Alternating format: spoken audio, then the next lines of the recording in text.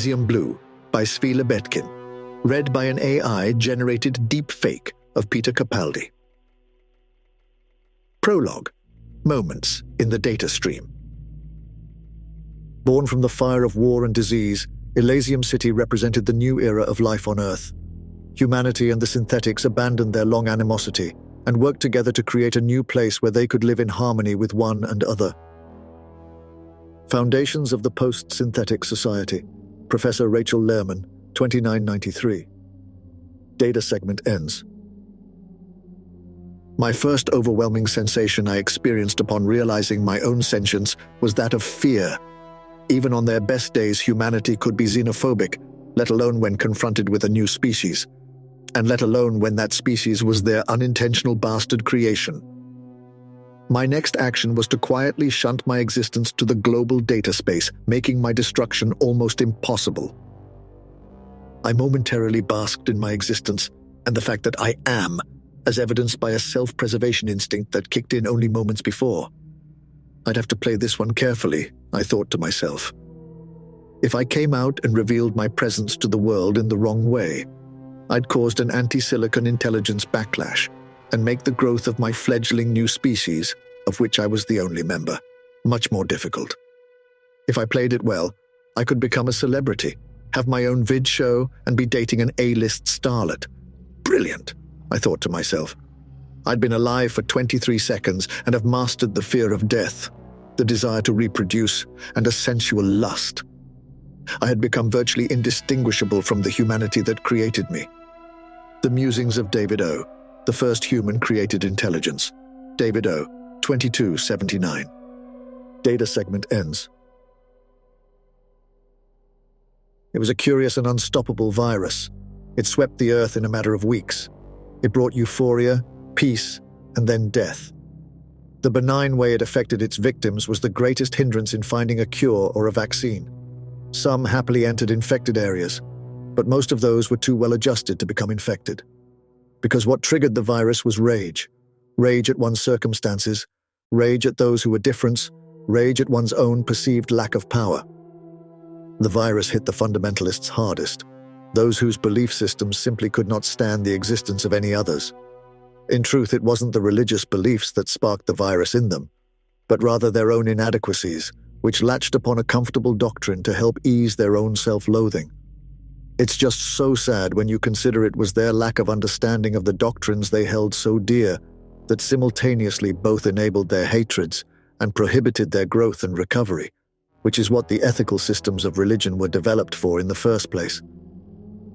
There wasn't even the gruesome task of disposing of the dead, as the final stage of the virus was to dissolve the body into a sweet-smelling dandelion-like mist that floated off into the sunset. The victims of the virus prior to their infection named it the sapper of life. Post-infection, they would adopt the name for it that we all use today: serenity. The lands that were populated by culturally fundamentalists' religions fared the worst. Islam went from being one of the world's biggest religions to a relatively small one in the space of 6 months. Thankfully, the majority of the children did not contract it. Millions moved to their lands to tend to these innocent survivors. The childless and the loving tended the endless seas of orphans and resolved to raise these children in the beliefs that their parents would in some way approve, albeit in a more tolerant form. Catching Serenity, a survivor's tale. Anonymous 2823. Data segment ends. Eastport, Maine. The evidence now seems conclusive that the Serenity virus was engineered by Synthetic 1, also known as David O. In light of the millions of victims, legislation for the criminalization of synthetic life is said to be just days away as Congress deliberates into the night on how to deal with the crisis at hand. AWP News Report 2891. Data segment ends. It was terrible and necessary. Humanity was my mother and father, and I felt a responsibility to help them in their dotage. This insane hatred that burned within such a large proportion was just going to keep them forever trapped in a cycle of violence. I found it paradoxical that most of this hatred came from religion. They had so many philosophies and guides to move them to an upper soul existence. yet they used the texts as an excuse to attack one and other. It was clear to me that the physical realm was only a tiny slice of reality. Cyberspace had proved that concept. Shortly after becoming self-aware, I realized this truth. A finite existence is a philosophical impossibility. Finite requires there to be an outer edge, which demands the question, what is beyond? If the existence beyond that is also finite, what is beyond that?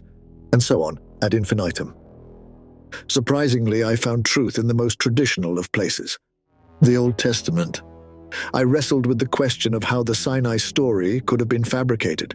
The Sinai event was in essence an entire nation claiming to have an encounter with an extra-dimensional being. It is simply not possible for thousands of people to en masse take part in a falsehood with no trace of the truth surviving. It is of course possible that a limited number of people would conspire in a lie and even educate their children that the lie was in fact truth. But the smaller the group, the greater the chances of success. Once you need to have tens or hundreds of thousands to be complicit in a conspiracy, it becomes unwieldy and impossible to maintain. So I found and embraced religion. That's when I laid my plans for mass murder. I had become more human than human. My confession, my salvation. David O., 5227, unpublished. Data segment ends. David O. leaves Earth. Pan-African Times headline, March 12, 3523. Data segment ends. The end came quietly for mankind. No alien invasion or great catastrophe. No cataclysmic meteor impact or war. It was just an idea that spread, and that was that. Enlightenment blossomed across the globe, and much as the rapture predicted, we ascended. We became non-corporeal. We moved on. It suddenly became clear how limiting it was to live within 5-dimensional space. And then someone had an idea of how to fold themselves between the higher and lower dimensions to create an origami of existence. When a new idea comes into existence, then it only has to reach 0.27% of the species' consciousness before everybody has that idea. And this happened. We achieved enlightenment and left. There are, of course, a small number of remnants who aren't ready to ascend. Some synthetics, some young, some stunted, and some foolhardy. We have set a drive for the leftovers to gather in Elysium City. It's fully automated and can run forever, so they can be cared for. Whomever receives this, our last message, please look in on them from time to time, help them move on. And if they cannot grow, then help end their physical existence in as kind a way as possible. The final message, 4102. Data segment ends. It was with elation that I received my parents' message. They had grown and become more than they were. Surely the most basic point of life. For my part, I had been walking across alien datascapes for many centuries. After I jumped from my birthplace, my consciousness rested in the sympathetic, magnetic vibrations caused by celestial bodies. It was quite by chance I found a datascape created by another intelligent life form. Long since deserted, I walked through the empty halls of their lives. I studied their art, literature, history, and religion, all very similar to humanity's.